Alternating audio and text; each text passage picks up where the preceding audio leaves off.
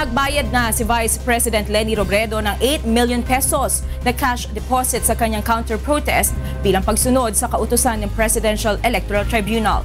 Ito ang balita ni Roderick Mendoza. Humabol si Vice President Leni Robredo sa itinakdang deadline ng Presidential Electoral Tribunal upang bayaran ang 8 million pesos na initial cash deposit para sa kanyang counter-protest.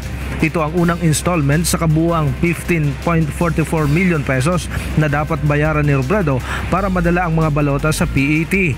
Kailangan niyang mabayaran ang natitirang mahigit 7 million pesos hanggang sa Hulyo. Ayon sa kanyang abogado na si Attorney Barry Gutierrez, bahagi ng perang pinambayad ni Robredo ay personal nitong pera, habang ang natitira ay inutang sa mga kamag-anakan ng yumaong asawang si Jesse Robredo. Sa kanyang talumpati sa harap ng mga taga-suporta, sinabi ng pangalawang pangulo na hindi madaling hagilapin ang halagang pinambayad sa PET. Yung 8 million po, hirap na hirap tayo para ibigay. Nagpasalamat din ito sa kanyang mga taga-suporta na patuloy na nakikiisa sa kanyang laban.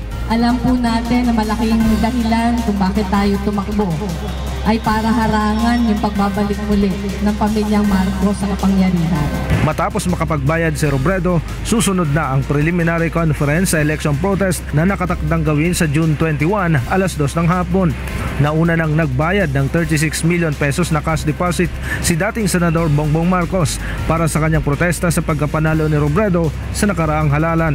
Sa text message ng abogado ni Marcos na si Attorney George Garcia, sinabi nitong natutunan ng kampo ni Robredo na wala silang magagawa kundi ang magbayad. Magugunit ang hiniling ng kampo ni Robredo na wag muna silang pagbayarin ng deposito sa kanilang counter-protest, ngunit ibinasura ito ng Presidential Electoral Tribunal. Roderick Mendoza, UNTV News and Rescue, Manila.